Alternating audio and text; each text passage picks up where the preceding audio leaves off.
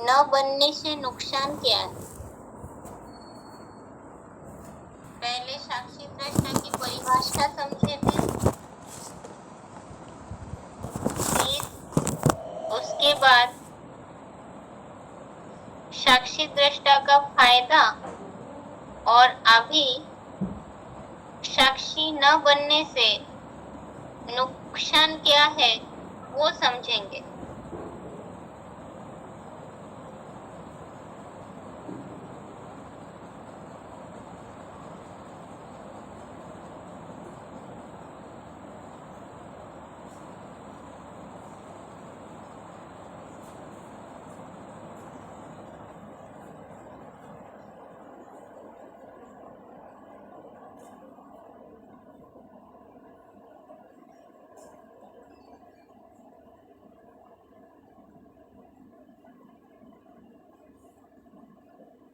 तो साक्षी न बनने से नुकसान,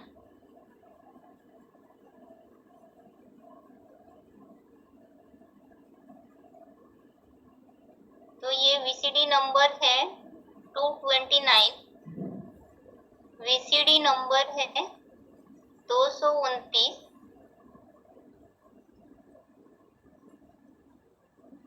बाबा ने कहा अभी सब कुछ थोड़े ही दिखावेंगे और जब होगा तो उनको भी साक्षी होकर के देखेंगे। जिनकी साक्षी अवस्था बनी होगी वो देखेंगे, साक्षी अवस्था नहीं बनी होगी तो त्राही त्राही करेंगे। जो होना होगा सो कल पहले मुआफिक होगा।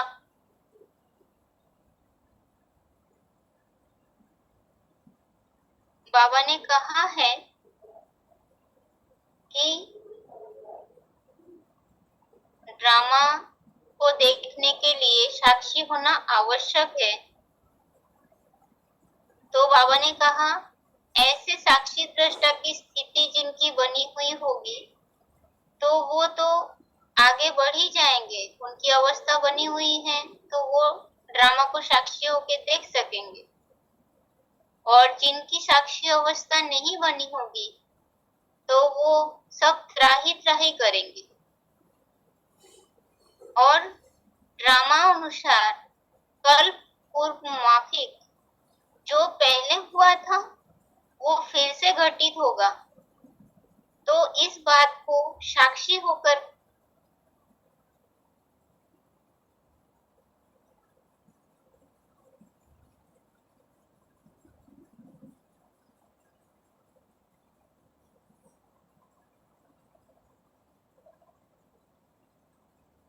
आगे वीसीडी नंबर है 1017, वीसीडी नंबर 1017। जो भी विघ्न आदि पड़े थे वो तो फिर भी देंगे। इन को साक्षी होकर के देखना है, अवस्था खराब नहीं करनी। विघ्नों को साक्षी होकर देखेंगे तो अवस्था खराब होती रहेगी।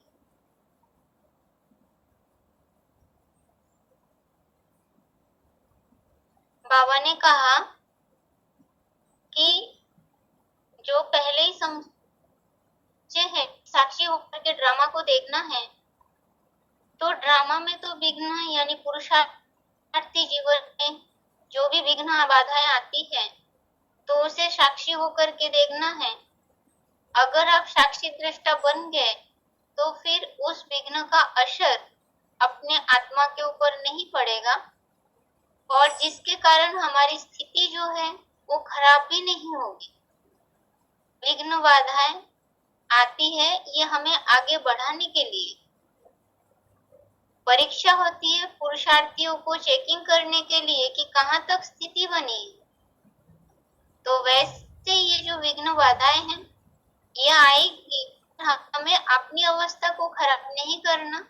अगर हम साक्षी होकर के देख सकेंगे तो पास, और अगर साक्षी नहीं हो पाए तो फिर अपनी अवस्था को खराब करते रहेंगे।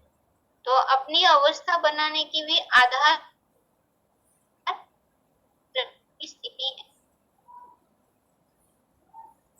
आगे अव्यक्तवाणी का तारीख है 14 जून 77 पृष्ठ 246 आदि। अव्यक्तवाणी तारीख है 14 जून 1977 पृष्ठ 240।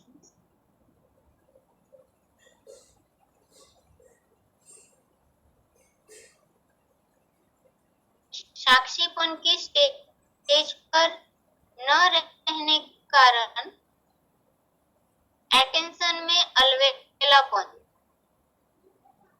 स्वचिंतन की बजाय अपना व्यर्थ बातों में स्वचिंतन को गवा देते। स्वचिंतन में न रहने वाला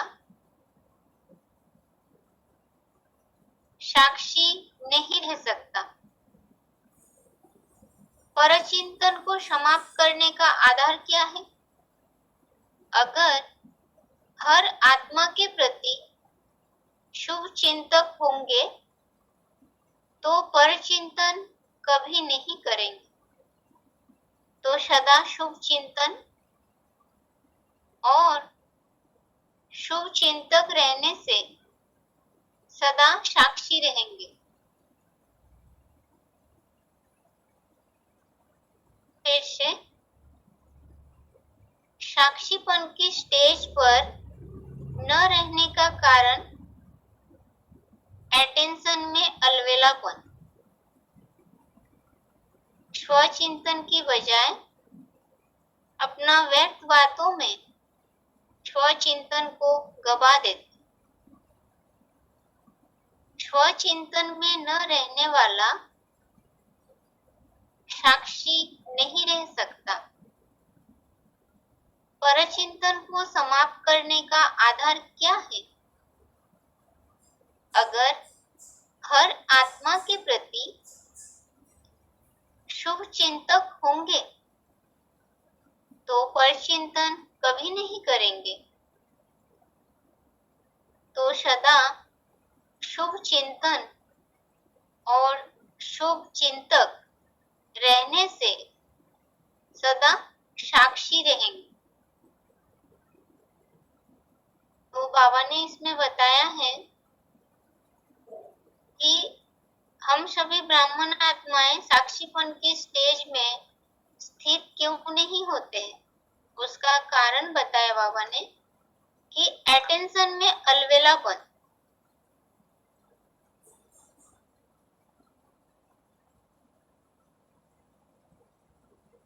अटेंशन में अलबेलापन का अर्थ है जो पुरुषार्थी जीवन में पुरुषार्थ में ध्यान देना चाहिए तो वो ध्यान देने में हम कमी रख देते हैं, तो साक्षी नहीं बन पाते। और साथ ही साथ जब स्वचिंतन अर्थात अपनी आत्म कल्याण के लिए आत्मिक स्थिति के बारे में सोचना, अपने स्व कल्याण के बारे में सोचना, ये छोड़कर जब हम व्यर्थ बातों को सोचते हैं तो अपना समय को भी गवा देते हैं, स्वचिंतन को भी नष्ट कर देते हैं। और जब हम स्वचिंतन नहीं करते तो फिर हम साक्षी नहीं बन पाते। और बाबा ने ये बताया है कि परचिंतन जो है वो तो बाबा ने मुरली में ही कहा कि परचिंतन पतन की जड़ है। तो अभी भर हम एक दूसरे की बातों में चले जाते हैं, उनसे समाचार की लेन देन करते हैं, परचिंतन हो जाती है। पर बाबा ने कहा है आगे चल के जब आत्माएं पुरुषार्थ करके तीव्रता को धारण करेंगे, पकड़ते जाएंगे, ऊंची सीढ़ी में चढ़ते जाएंगे तो स्वतः ही परचिंतन खत्म हो जाएगी और स्वचिंतन की परसेंटेज बढ़ता जाएगा। तो इसलिए बाबा ने इस पॉइंट में बताया कि परचिंतन को समाप्त करने का आधार है हर एक के प्रति शुभ चिंतक होना, यानी हर एक के लिए कल्याण की भावना, हर एक के लिए अपने मन में शुभ भावना रखना, शुभ सोचना, शुभ बोलना। तो जब अपने में शुभ को भरपाई करेंगे और अशुभ को छोड़ते जाएंगे, जैसे बाबा बोलते हैं ना, रोशनी जो है वो सतही अंधकार को दूर कर देते, और हम अंधकार को ही सिर्फ दूर करना चाहेंगे तो दूर नहीं होगा। तो वैसे ही अशुभ को हटाने के लिए एक एक अशुभ को दूर करने का काम नहीं करना है, पुरुषार्थ वो करना है कि अपने में शुभ की परसेंटेज बढ़ाते चले जाए। जैसे बाबा सिलेक्टेड पॉइंट में भी बताए हैं, जैसे किसी के मन में अशुभ संकल्प आ गया तो बाबा ने कहा अगर उसको रोक के उसमें से मजा लेते हैं तो फिर बोझा चढ़ता है, अगर उसको फुल स्टॉप लगा दिया तो फिर पार हो गए ना। तो यहाँ भी वैसे ही शुभ चिंतक, औरों के लिए शुभ सोचना, कल्याण की भावना रखना। तो जब कभी भी किसी भी आत्मा के प्रति मन में जरा भी नेगेटिविटी आती है तो उस वक्त उसे फुल स्टॉप लगाना कि साक्षी बनना है, साक्षी दृष्टा की स्थिति में स्थित होना है। तो ऐसे समय पर हमें शुभ चिंतक होना आवश्यक है। अगर हम शुभ चिंतक नहीं बन पाए, स्वचिंतन नहीं कर पा रहे, तो फिर साक्षी नहीं बन पाएंगे। आगे अव्यक्तवाणी का तारीख है 19 सितंबर 1995, पृष्ठ 108। अव्यक्तवाणी का तारीख है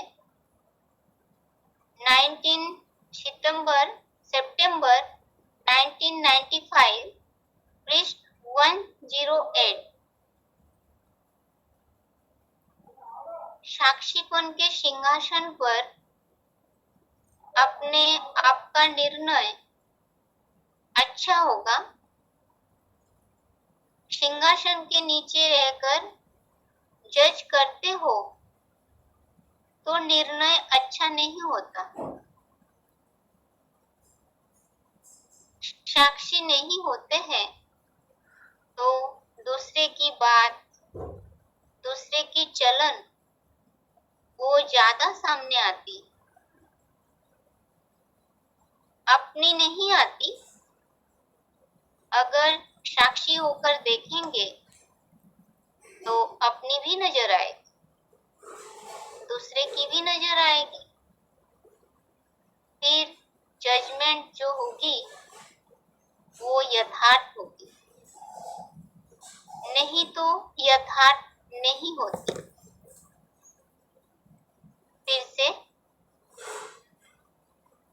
साक्षीपन के सिंहासन पर आपका निर्णय अच्छा होगा, सिंहासन के नीचे रहकर जज करते हो तो निर्णय अच्छा नहीं होता। साक्षी नहीं होते हैं तो दूसरे की बात, दूसरे की चलन वो ज्यादा सामने आती है, अपनी नहीं आती। अगर साक्षी होकर देखेंगे तो भी अपनी भी नजर आएगी, दूसरे की भी नजर आएगी। फिर जजमेंट जो होगी वो यथार्थ होगी, नहीं तो यथार्थ नहीं होती। तो हम इस टॉपिक को समझ रहे हैं कि साक्षी न बनने से नुकसान क्या होता है। तो इसमें बाबा ने बताया कि साक्षीपन की सीट जो है, अगर उस सीट में सेट होकर के हम निर्णय लेते हैं तो जो जजमेंट लेंगे, जो निर्णय लेंगे वो सही फैसला होगा, सही निर्णय होगा। बाबा ने बताया जो व्यक्ति जज करने के लिए मना निर्णय लेने के लिए बैठे हैं, जजमेंट कर रहे हैं, तो उन्हें साक्षी होना आवश्यक है। क्योंकि अगर तो पक्षपाती बन जाए। जो बाबा ने कहा कि अगर साक्षी नहीं है तो हमें दूसरे की जो कमी, कमजोरी, चलन, बोल, तो दूसरे की कमी कमजोरी ही हमें नजर आए और अपनी नहीं आएगी।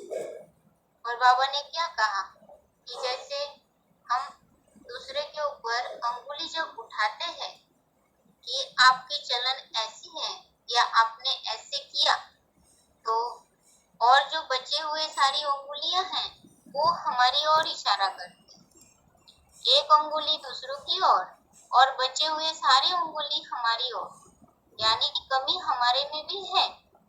तो साक्षी अगर होंगे तो फिर अपनी कमी के साथ साथ दूसरे की कमी भी दिखाई पड़ेगी। अगर साक्षी नहीं होंगे तो तब दूसरे की कमी जो है वो बड़े रूप में नजर आएगी और हमारी अपनी कमी छिप जाएगी। तो बाबा ने कहा साक्षी होकर निर्णय लेंगे, तो जो निर्णय आप लेंगे, अगर आप साक्षी के सीट पर है कि पक्षपात रहित होकर जो देखे हैं, जो सुने हैं, उस बात को उसी तरीके से शिव बाबा तक पहुंचाएंगे, उसमें मिक्सचरिटी नहीं करेंगे। जिसने किया, जो किया, जिस परसेंटेज में किया, उस अनुसार शिव बाबा तक पहुंचाना। और अगर हम साक्षी नहीं हैं, ईर्ष्या विद्वेष में आ गए, तो फिर ऐसे समय पर हम सही रिपोर्ट शिव बाबा तक नहीं पहुंचा पाएंगे, तो इसमें तो बड़ा नुकसान हो जाएगा। और संगम में तो जो भी कर्म हम करते हैं, उस कर्म की थ्योरी जो है वो तो बहुत गहरी है, इसलिए सोच समझ के कर्म करना चाहिए। आगे भविष्यवाणी का तारीख है 23 फरवरी 1997, पृष्ठ 28, 29, 28, 29। भविष्यवाणी का तारीख है 23 फरवरी 1997, पृष्ठ 28, 29। अपनी खेल देखने की साक्षीपन की सीट पर सदा स्थित रहो, चाहे कोई अपमान करने वाला हो, आपको परेशान कर अपने साक्षीपन की शान से नीचे उतारने वाले हो, लेकिन आप साक्षीपन की सीट से नीचे नहीं आओ। नीचे आ जाते हो तभी खुशी कम हो जाती है। अपनी खेल देखने की साक्षीपन की सीट पर सदा स्थित रहो, चाहे कोई अपमान करने वाला हो, आपको परेशान कर अपने साक्षीपन की शान से नीचे उतारने वाले हो, लेकिन आप साक्षीपन की सीट से नीचे नहीं आओ। नीचे आ जाते हो तभी खुशी कम हो जाती है। तो इस पॉइंट में बाबा ने ये कहा है कि जब हम साक्षी दृष्टा की स्थिति से नीचे उतरते हैं, सीट को छोड़ देते हैं, तभी हमारी अवस्था जो है वो नीचे उतरती है, यानी पुरुषार्थी जीवन में जो खुशी होनी चाहिए वो खुशी कम हो जाती है। जैसे बाबा ने मुरली में कहा है, यह अव्यक्तवाणी का पॉइंट है कि खुशी और शक्ति गायब हो जाना ही सजा है। तो जब कभी पुरुषार्थी जीवन में पुरुषार्थ करते हुए जो उमंग, जो खुशी हम ब्राह्मणों को अपने जीवन में प्राप्त होनी चाहिए, ऐसे समय में अगर कहीं खुशी कम हो जाती है, स्थिति ऊपर नीचे होती है, तो फिर चेक जरूर करनी है कि कहीं ना कहीं हम श्रीमत से नीचे उतर आए हैं। क्योंकि बाबा ने इसमें कहा है कि अगर ऐसे भी व्यक्ति मिलेंगे पुरुषार्थ के जीवन में, या मिलते हैं कि वो हमारे हमारी अपमान करेगा, हमें परेशान करके साक्षीपन की स्थिति से नीचे लाएगा, तो ऐसे समय पर हमें ये श्रीमद् बुद्धि में रहे कि हमें उस स्थिति से उतारने का प्रयास कर रहे हैं, पर हमें तो अपने स्थिति में स्थित रहना। जैसे बाबा अव्यक्तवाणी में बोलते हैं कि अवगुण वाले जब अवगुण में इतने दृढ़ होते हैं, तो उनसे हमें ये शिक्षा ग्रहण करनी है कि जब वो अवगुण में इतने दृढ़ रह सकते हैं, तो फिर हम श्रीमत रूपी गुण में क्यों नहीं दृढ़ रह सकते। तो उनके अशुभ से भी हम उठा सकते हैं।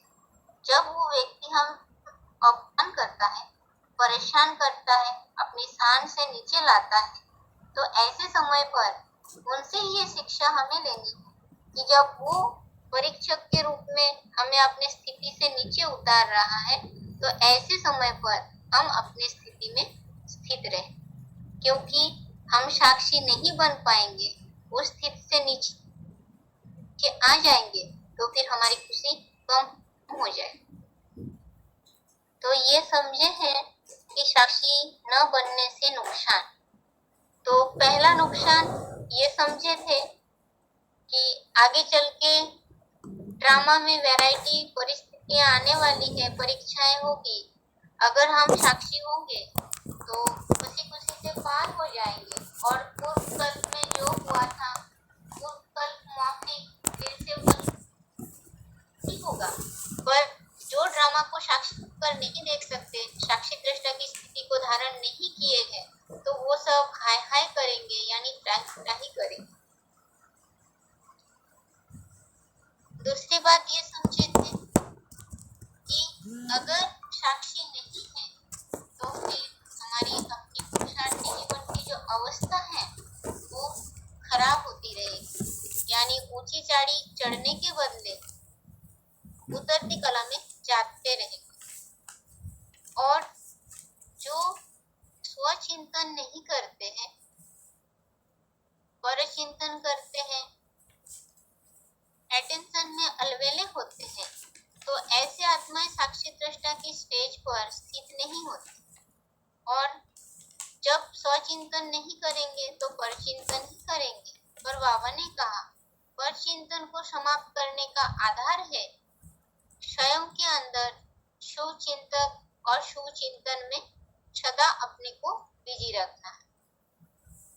हर एक के लिए कल्याण की भावना, कल्याण के बारे में सोचना, शुभ चिंता करना और औरों के लिए शुभ चिंतक बनना, खुद के लिए भी अच्छा, औरों के लिए भी अच्छा, क्योंकि बाबा ने कहा है जो अपने लिए अच्छा नहीं सोच सकता, अपने लिए अच्छा नहीं बोल सकता, वो औरों के लिए अच्छा क्या करे। तो इसलिए परचिंतन को समाप्त करने का आधार बाबा ने बताया शुभ चिंतक, शुभ चिंतन। तो ऐसी आत्माएं साक्षी दृष्टा बन सके। और आगे ये समझे थे जब हम साक्षी दृष्टा की स्थिति में स्थित रह करके निर्णय करेंगे तो यथार्थ निर्णय होगा। और अगर साक्षी नहीं है, इस सीट को भूल चुके हैं कि आपको किस स्थिति में स्थित रहना है, अगर सीट से उतर गए और जजमेंट ले रहे हैं, फैसला ले रहे हैं, तो ऐसे समय पर क्या होगी, खुद की कमी दिखाई नहीं देगी, दूसरों की कमी ज्यादा नजर आए। अगर हम दूसरों की कमी देख करके जजमेंट लेंगे, फैसला लेंगे, निर्णय, तो वो गलत होगा। अगर साक्षी स्थिति में रह करके निर्णय लिया तो वो सही निर्णय होगा, यानी हमें अपनी कमी भी दिखाई पड़ेगी और साथ ही साथ दूसरों की कमी भी दिखाई पड़ेगी। और लास्ट में ये समझे थे कि कोई अपमान करने वाला आए, ग्लानि करने वाला आए, परेशान करने वाला आए, तो ऐसे आत्माओं के संग में आने के बावजूद भी अगर आप साक्षीपन की स्थिति में हैं, तो फिर उस पुरुषार्थ के जीवन में, पुरुषार्थी जीवन में जो विघ्न बाधा के रूप में जो व्यक्ति निमित्त बन गई, तो उसे आप सहज ही क्रॉस कर जाएं। और जिसके कारण, साक्षी दृष्टा स्थिति होने के कारण आपकी खुशी भी कम नहीं हो। तो ये साक्षी दृष्टा ना बनने से क्या नुकसान होता है उसके बारे में आज समझे। अब आगे बेसिक कोर्स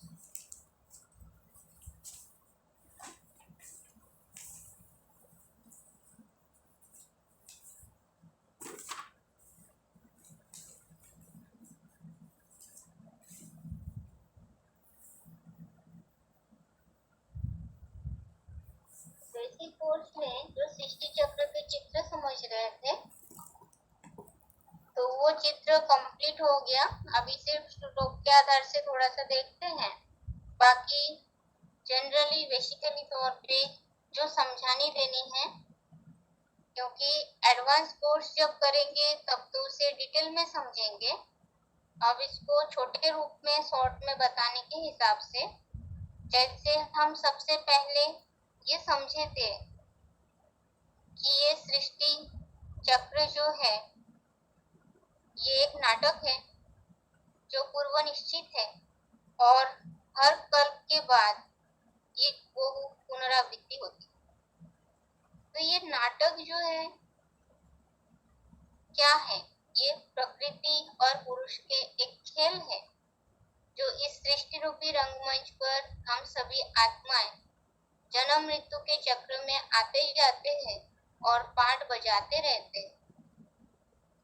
तो ये जो सृष्टि चक्र है, इस सृष्टि के आयु के बारे में जो दुनिया में गलतफहमियां फैली हुई है उसके बारे में पहले अवगत कराएंगे लोगों को कि सृष्टि की आयु लाखों वर्ष नहीं है। और ये कहने वाले जो है कि सृष्टि की आयु लाखों वर्ष है, कलयुग जो है अभी 40,000 वर्ष के है, तो ऐसी बातें जो संसार में फैली हुई है, तो इन बातों को बताने वाला व्यक्ति जो है वो तो मनुष्य आत्मा ही है। तो मनुष्य के द्वारा फैला हुआ ज्ञान जो है वही अज्ञान है, जिसके कारण आज संसार पूरे ही अज्ञान अंधकार में ग्रसित है। तो आत्मा के पिता जो है परम पिता परमात्मा शिव, वो इस सृष्टि पर आते हैं और आकर के ये नॉलेज दिया है कि कल्प की आयु 5,000 वर्ष की। तो उसका प्रूफ यही समझे थे हम कि मानवीय धर्म जो है मनुष्य के द्वारा जो धर्म पिताएं आकर के धर्म स्थापन किए हैं वो चलता है 2,500 वर्ष, यानी द्वापर कलयुग से मानवीय धर्म की स्थापना हुई। तो जब मनुष्य के द्वारा स्थापित की हुई धर्म 2,500 वर्ष तक चलता है तो जरूर उससे पहले का जो समय है वो ईश्वरीय धर्म चला होगा, जो भगवान आकर के एक राज्य, एक मत, एक भाषा, एक धर्म की स्थापना करते हैं। तो वो 2,500 वर्ष तक ईश्वरीय धर्म चला और द्वापर कलयुग 2,500 वर्ष तक मानवीय धर्म चला। तो दोनों मिला के हो जाते हैं 5,000 वर्ष के।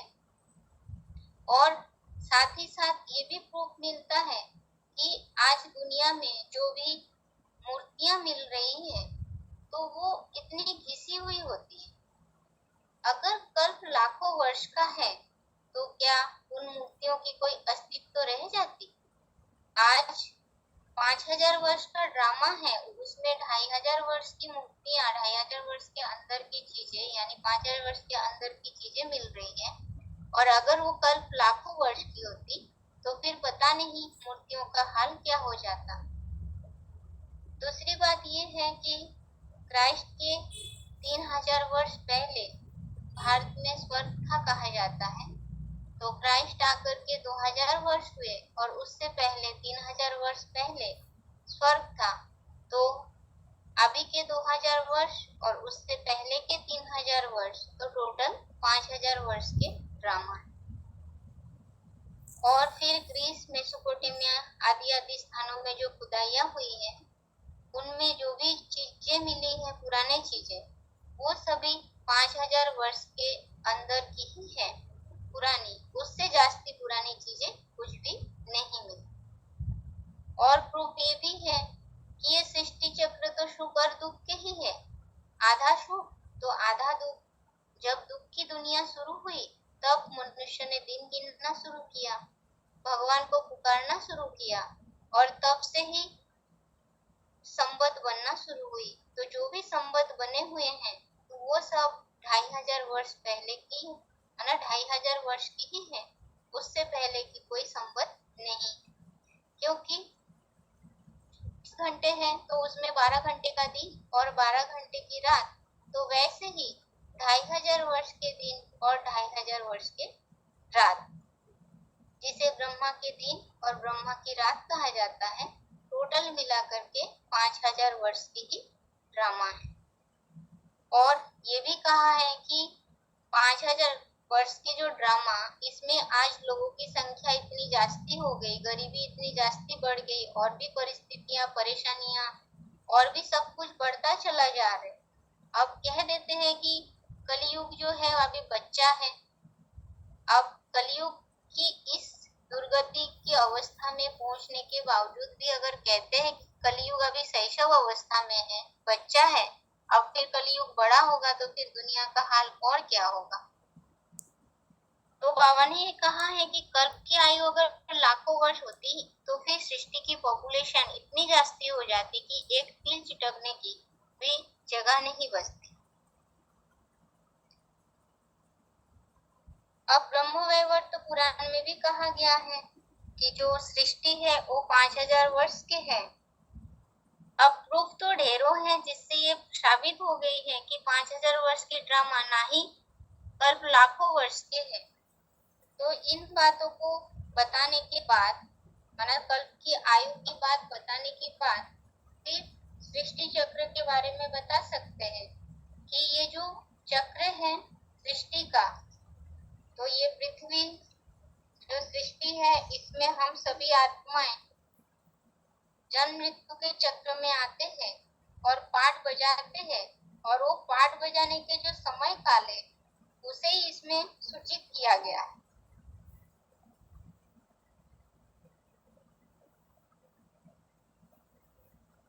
तो ये जो तो पुरुष अद्भुत खेल है, नाटक है, तो ये है सृष्टि।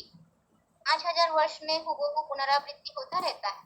तो सृष्टि जो प्रकृति और पुरुष के खेल से बनी हुई है, तो उसके लिए गीता में भी आया है श्लोक 13 अध्याय 13 श्लोक नंबर 19 में भी ये बात आई है।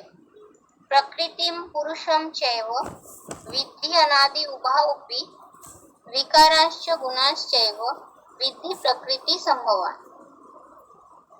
तो ये जो प्रकृति 5 तत्व है, पुरुष यानी आत्मा है, आत्मा जब शरीर का आधार लेते हैं, शरीर धारण करते हैं और करके पाठ बजाते हैं, और साथ ही साथ ये जो विकार है और 3 गुण हैं सत रज तम, तो ये सब प्रकृति से ही उत्पन्न हुआ है।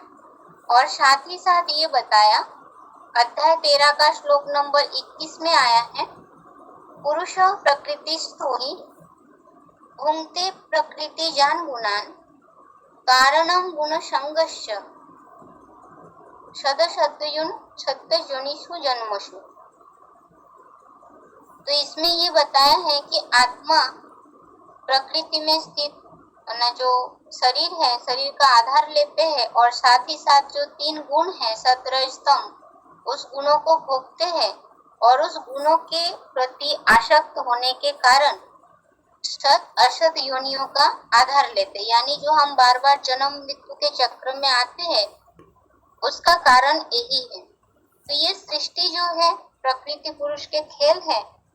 तो हम सभी आत्माएं 5000 वर्ष के ड्रामा में पार्ट बजाते हैं, तो उस सृष्टि को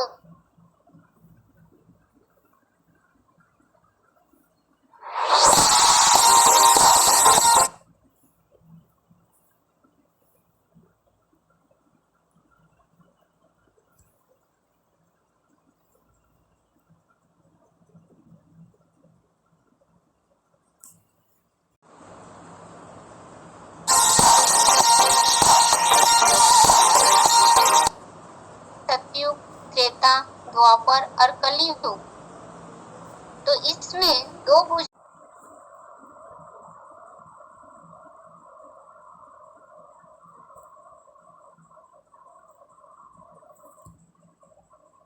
स्वर्ग बनाते हैं, तो वो बनाने का टाइम क्या है? वो बीच का समय है, जिसे संगम युग कहा गया है, जिसे पुरुषोत्तम युग कहा जाता है, जो सभी आत्माओं के बीच उत्तम बन के प्रत्यक्ष होते हैं। तो वो पुरुषोत्तम संगम युग, बीच का पीरियड, जहाँ कलयुग का अंत होता है और सतयुग की शुरुआत होती है। तो ये जो 5000 वर्ष का ड्रामा है, इसमें आधा स्वर्ग और आधा नर्क बताया। तो स्वर्ग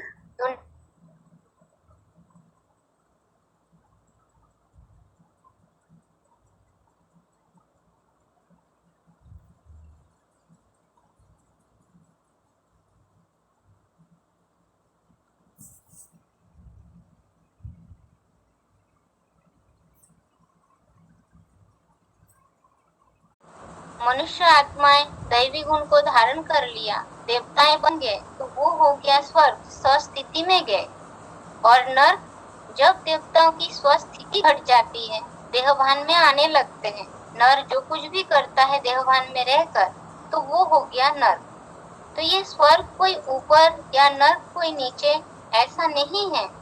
गीता में भी जो श्लोक आया है, अध्याय 16 का 6 नंबर श्लोक है, उसमें जो बताया, दो भूत सर्व लोकेस्मिन् दैव आसुर एव च। तो दो प्रकार के जो दो लोक बताए हैं, स्वर्ग और नर्क, वो इस दृष्टि पर है।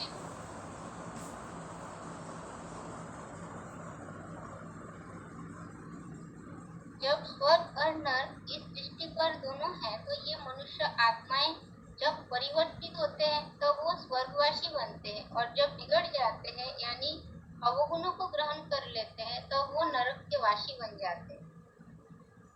तो देवता और असुर इस सृष्टि में ही है, इस पृथ्वी लोक में ही बात करते हैं। और जो इस चित्र में, सृष्टि चक्र के चित्र में ये कह दिया गया है कि देवताओं के दिन, महीना, वर्ष हम सभी से ज्यादा है, पर ऐसी बात तो है नहीं। शास्त्रकार ने इस बात को ऐसे उल्लेख किया है कि देवताएं अलग हैं, जिसके कारण उनकी दिन, महीना, वर्ष हमसे ज्यादा है। तो जिसके कारण जैसे हमारा 365 दिन में एक वर्ष होता है, तो वो 365 को 365 से गुना करने के कारण फिर वो आयु लाखों वर्ष का निकाल दिया, जबकि ऐसा है नहीं।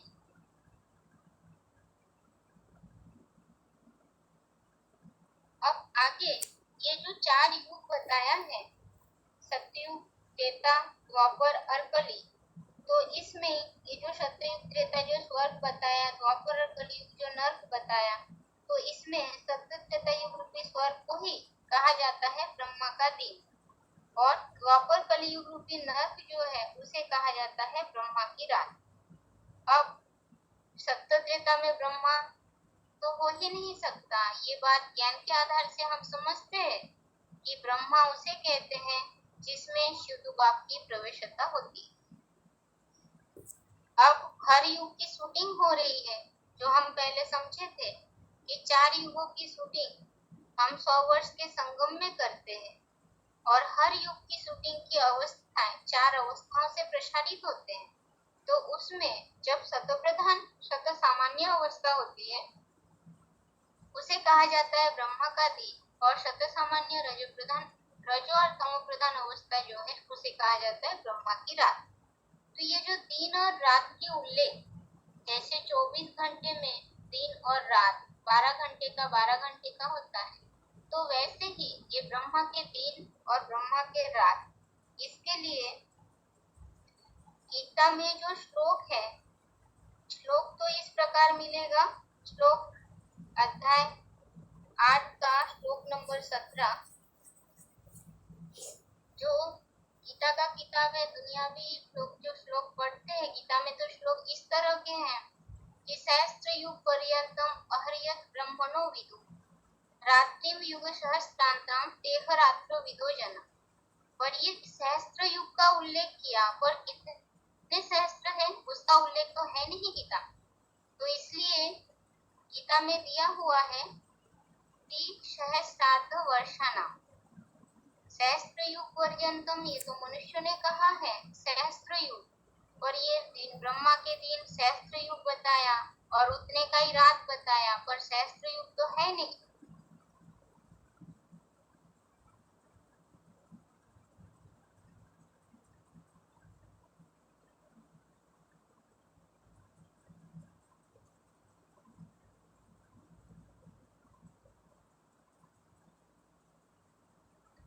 तो प्रमाण देशम यानी जो तो वर्षा नाम है वर्ष के है, तो उतने ही वर्ष प्रमाण के रात भी है। ये ब्रह्मा के दिन, ब्रह्मा के रात के 1000 वर्ष के दिन और 2500 रात, इसका उल्लेख इस तरह से है गीता के 8वें अध्याय का 17 नंबर श्लोक में। अब ये जो संगम युग में परिवर्तित होते हैं सभी आत्माएं, यानी सतयुग त्रेता में जब हम देवताई वर्ण में रहे, फिर द्वापर कलयुग में देवभान में आए, फिर धीरे धीरे पाठ बजाते बजाते कलयुग के अंत में आकर के एकदम तमो प्रधान बन गए, पतित बन गए।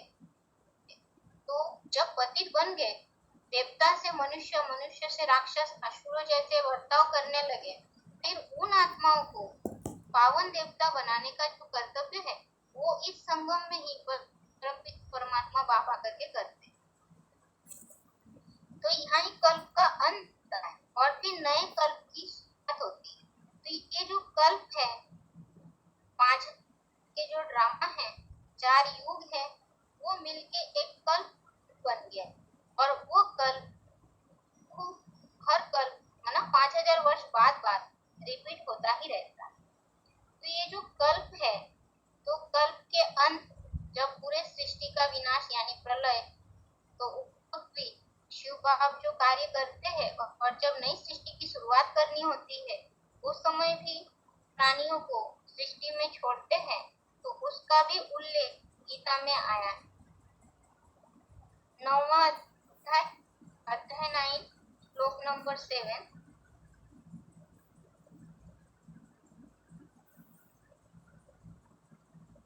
श्लोक है, सर्वभूतानि कौन्तेय प्रकृतिं यान्ति मामिकां कल्पक्षय पुनस्तानि कल्पादौ विसृजाम्यहम्।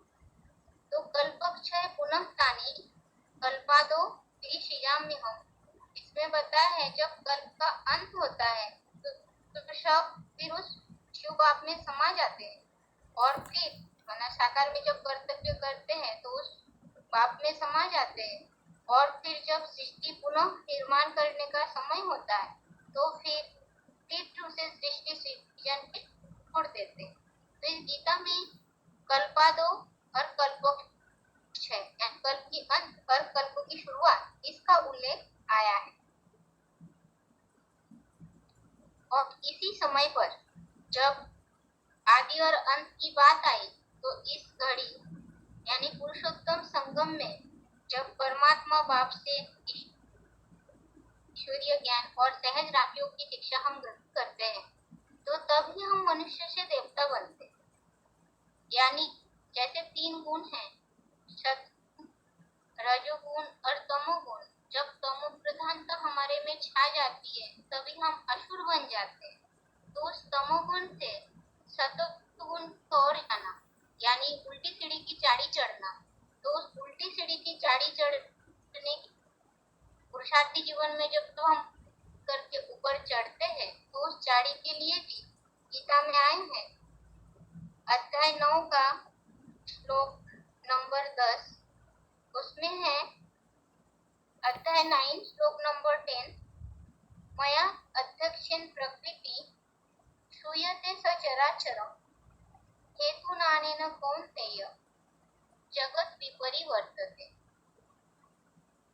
तो इसमें बताया है कि मेरी देख रेख में ही ये प्रकृति जो है, जड़ प्रकृति जो जड़ और चेतन प्रकृति बाप की देख रेख में ही तैयार होती है, और साथ ही साथ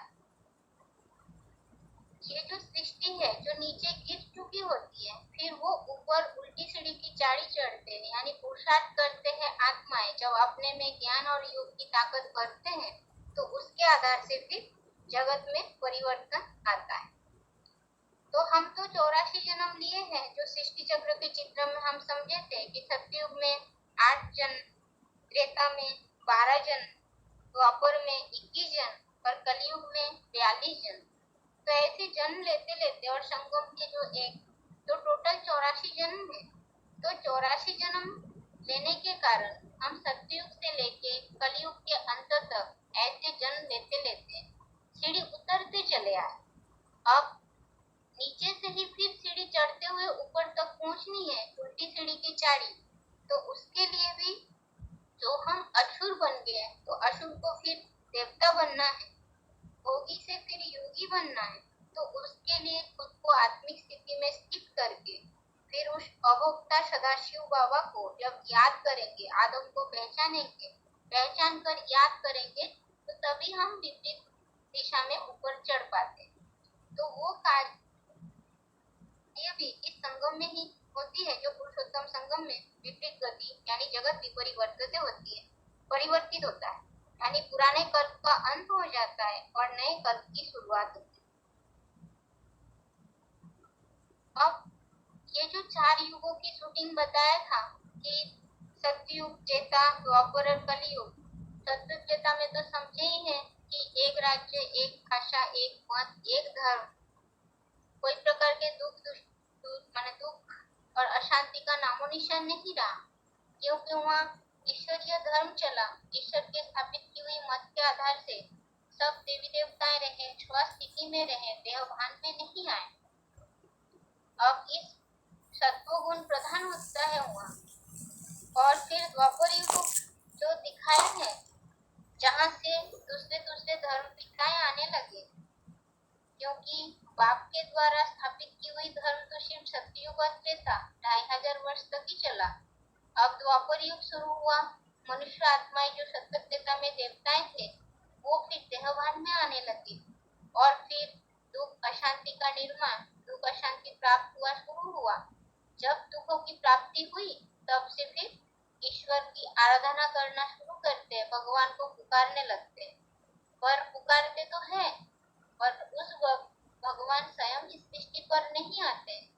कारण यही है कि कोई भी पिता अपने बच्चों के लिए पुराने मकान को तोड़कर नया तभी बनाते हैं जब वो मकान रहने लायक बिल्कुल भी नहीं रह जाता। तो वैसे ही द्वापर युग या कलयुग में दुख बढ़ने के बावजूद भी सृष्टि पूरा ही नष्ट करने लायक नहीं होता है। तो जिसके कारण द्वापर से परमपिता बाप को पुकारने पर बाप तो नहीं आते, शक्तिशाली आत्माएं जो पिता है वो इस सृष्टि पर आते हैं और आकर के इस सृष्टि को रिपेयर करते। अब रिपेयर की हुई चीज लंबे समय तक तो नहीं चल सकता, तो जब कलयुग के अंत में आकर एकदम जर्जरीभूत अवस्था को प्राप्त करता है, तब परमपिता परमात्मा शिव इस सृष्टि पर आकर उस पुराने मकान को नए मकान में बदलते हैं, यानी पुरानी सृष्टि का विनाश और नई सृष्टि की स्थापना, कल्प की पुनरावृत्ति करते हैं। अब ये तो ब्रॉड ड्रामा में होगा, पर उससे पहले यहाँ शूटिंग पीरियड में 5000 वर्ष के ड्रामा की शूटिंग हम इस 100 वर्ष में करते हैं। तो उसमें हर युग के लिए शूटिंग का टाइम लगा हुआ है। सत्ययुग के लिए 16 साल, त्रेता के लिए 12, द्वापर के लिए 8 और कलयुग के लिए 4 साल लगा हुआ है। अब शास्त्रों में जो कहा है कि कलयुग से सत्ययुग 4 गुना बड़ा, त्रेता 3 गुना बड़ा, द्वापर 2 गुना बड़ा, तो फिर ये 4 अवस्थाओं की सूचक है, इस शूटिंग पीरियड की बात है, ऐसे कोई गुना बड़ा नहीं है, क्योंकि हर युग 1250 वर्ष। अब शास्त्र में ये बात भी कह दिया है कि परमात्मा बाप जो है वो हर युग में आते हैं। पर ये बात भी इस चित्र में क्लियर हो जाता है कि सत्य त्रेता में जब देवताओं वर्ण की आत्माएं थे, जब वहाँ दुख शांति रही ही नहीं, तो फिर भगवान को आने की आवश्यकता क्या है। और हर युग में भगवान आते हैं, अवतार लेते हैं। पर हिंदू धर्म में मान्यता तो ये है कि 10 अवतार है, 24 अवतार है। अब 4 युगों में 4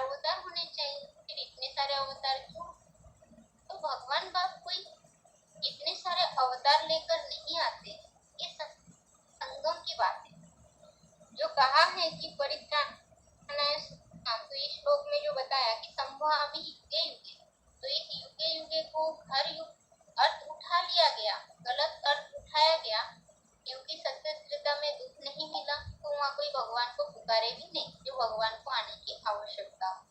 जहाँ दुख अशांति होती है वहाँ ही भगवान को पुकारा जाता है। तो कलयुग के अंत में युगे युगे का अर्थ ही है दो युगों का अंत है, दो युग है, जो कलयुग का अंत और सतयुग की शुरुआत, इन बीच में परमपिता परमात्मा शिव इस सृष्टि पर आते हैं। और ये जो चक्र है इसे स्वदर्शन चक्र भी कहा जाता है। सृष्टि चक्र को, सृष्टि को सदर्शन चक्र के रूप में भी कहा गया है। तो स्वदर्शन का अर्थ ही है स्व मना आत्मा और दर्शन मना देखना। तो जब हम इस ईश्वरीय ज्ञान और राजयोग की शिक्षा को ग्रहण करेंगे तो हम उस ज्ञान और योग के आधार से अपने आप को जान सकते हैं, पहचान सकते हैं कि हम 84 जन्म में कहाँ, किस देश में, किस राज्य में, किस धर्म विशेष में क्या पाठ बजाए। ये इस ज्ञान की विशेषता है जो शस्त्री का या स्वदर्शन चक्र बताया, स्वयं को जान सकते हैं।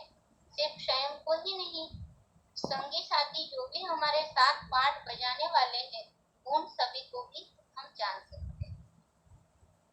और हर युग में कितनी जन्म हमने लिया वो और आयु, और हर युग में आत्मा की कला के बारे में भी समझे थे कि सतयुग में 16 कला, त्रेता में 14, द्वापर में 8 और कलयुग में जाकर के 4 कला से शुरू होकर कलाहीन हो जाते। और फिर संगम में पुरुषार्थ जब करते हैं तब हम कलातीत बनते हैं, अव्वल पर एक बनते हैं और नंबरवार और आत्मा भी बनते। और आयु भी ऐसे ही, जब सतयुग में हम जन्म लेते हैं 8 बार तो हमारी आयु होती है 150 वर्ष, और त्रेता में जन्म लेते हैं 12 बार, 12 जन्म लेते हैं, आयु हो जाती है 100 वर्ष।